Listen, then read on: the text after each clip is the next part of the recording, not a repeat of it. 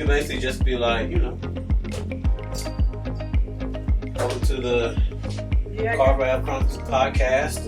With Tony and Trae, and I'm Trae, and you know what I mean? I got that. I got that. Oh. That's it. That's all you gotta do. Ain't nothing hard about hosting. We're gonna start off the topic that we already discussed.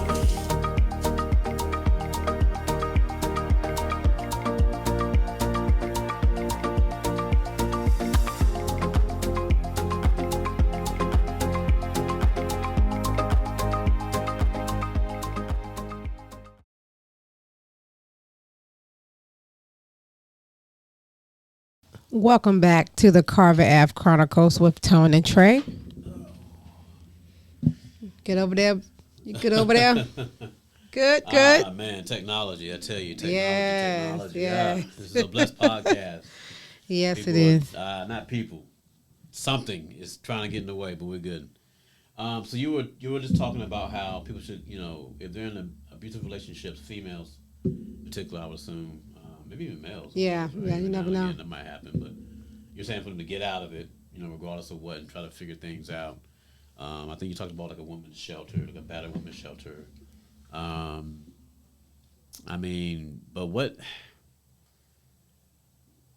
I guess at this point it's about sacrifice, right? Like, yeah. You're sacrificing a certain livelihood, and I can't say livelihood, but like maybe comfortability. Right. By doing that, and some people don't want to do that. Right. I know. I mean, it doesn't feel good to get uncomfortable, and I get it. But think about the end result. What's are you comfortable with just with getting beat up? Or always being in the dark, meaning depression. Are you comfortable with all of that? Whatever it is that you're going through, the physical abuse, the mental abuse, are you comfortable with that? Or do you want the other side, which is freedom, which is peace, which is, you now walking into your true identity.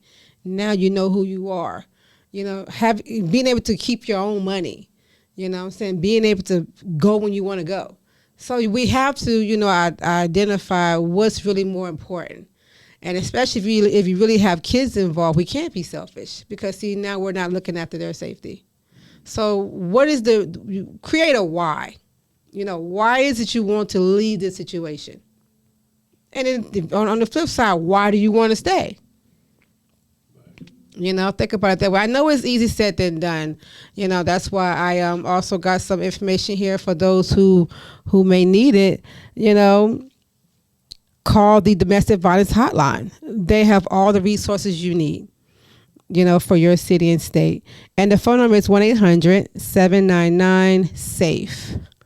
1-800-799-SAFE. My thing is we have to first start off with making sure that you are safe. So even if you don't have the resources to be able to leave, what can you do while you're there to help prepare you for your, escape, if that's what you want to call it, or for when you leave? How can you prepare yourself mentally? How can you prepare yourself physically? And just keep in mind, it's not going to be holistic. It's just going to be just a little bit because you're still in a negative environment. You understand what I'm saying? So you deserve to be loved. You deserve to be loved, and this is how I look at love. Love should not hurt. Yes, we're going to always have different disagreements. I'm not saying every relationship is perfect, but it should not hurt. I shouldn't get thrown across the floor. I shouldn't get abused, or I shouldn't get talked down. Yeah. And I think when you now that you say that, I guess more of the story, it seems like to me, is love yourself first. Yeah, you have to love yourself. Love you have to. You go from there. Yeah, you have to. You have to, and that's what I mean by now while you're still there, you can still work on that. You can work on self-love. You can while he's at work or while she's at work. What can you do to help rebuild yourself? Because you have to rebuild yourself at some point. Right. Yeah, that's interesting. I mean, it takes time. All this takes time. But just know that you're not in this by yourself, unless you choose to stay in this by yourself and don't allow someone from the outside in to come in and help. Yeah, yeah. I'm telling you, it's tough. I mean, It is tough. because It is tough. It's very tough. I've been there. I've been there, so I don't know the how tough it battered women's is. shelter or any shelter Yeah. in general. Oh yeah, To just start from the bottom, man. Yeah. I mean, it's just a lot. it's a lot. A lot of people they get into I'll say a vegetative state. Mm-hmm. What I call it, right? They're just kind of on autopilot, just kind of living life, and they ignore Mm-hmm. what's going on to them, You do. and they kind of just deal with it. Yeah. It's like, you know what, this is my life, Yeah. because they don't want to give up. Right. Whatever. Right. I mean, it's a number of reasons. When I think about it, like for my situation, I didn't want to raise my kids by myself. I didn't want them to have a single home. Not saying that he was abusive. His abuse was drugs, which still affect the home. So but I had to think about it. I stayed in it for a very long time, but I ended up falling into deep depression in my case, which, it didn't help me nor my kids. Right. So I had to come to some type of conclusion. Now, at first I did leave, but I had a safe place to where I was able to go. I was able to go to a family's house. So that's why I was saying, reach out to some family and friends. You never know who's willing to help you. Even if they say no, it's okay. It's okay. Just don't give up. Yeah, and a lot of people, depending on the dynamic of how they grew up with family, Right. might not just trust family, but I know, yeah. even if It's that's okay, the case, yeah. you never know. Yeah, you never know, because some family do know. Somebody might surprise you and say, you know yeah. what, I got you. Yeah, you never know.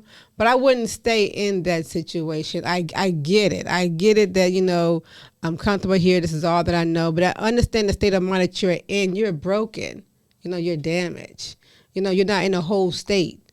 But once you begin to work on your inner healing, and find you again, you're going to be a totally different person. Your view is going to be different, and you're not going to want to stay there. You're only there because of the state of mind that you're in. Right. And like I said, I totally understand. It's because you've been in that place for so long. Yeah. It has become your new norm. Well, that's what I'm saying. Yeah, like I said, people just sit back and that's life. Yeah, I mean, and I get it, and it is. If you choose to allow it to be that way. Yeah. But you have to encourage yourself. Yeah. You have to. And I would assume, even if you do, and I've never been in this situation, I have no idea anything about this stuff, but I would assume that if you go to a shelter or some place that, help you get rehabbed, to a point we can get back out there and live life, normal again, that there's some kind of counseling that would be offered or something. I would assume that happens, right? Yeah. I mean, it depends on the facilities that you go to, but yeah.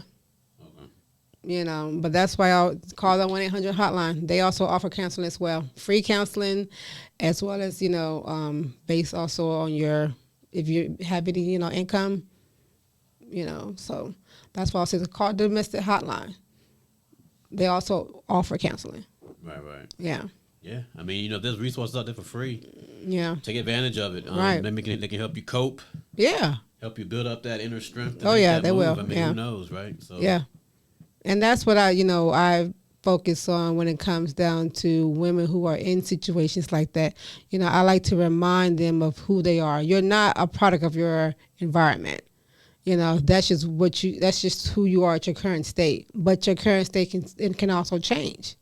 So the question is, do you want to change it? That's why I said create a why. Why do you want to be? Your why has to be bigger than your circumstances. I don't want my kids to continue to live in this type of environment. And I understand that, who wants to go into a shelter? I get it. However, it's a temporary solution, to help you, to get to a permanent position in life.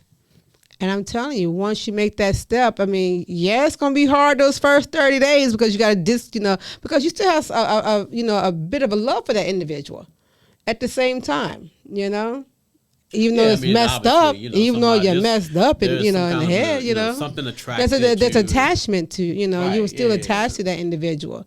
You know, there also could be some fear. You know, there's a whole lot of different emotions going on there.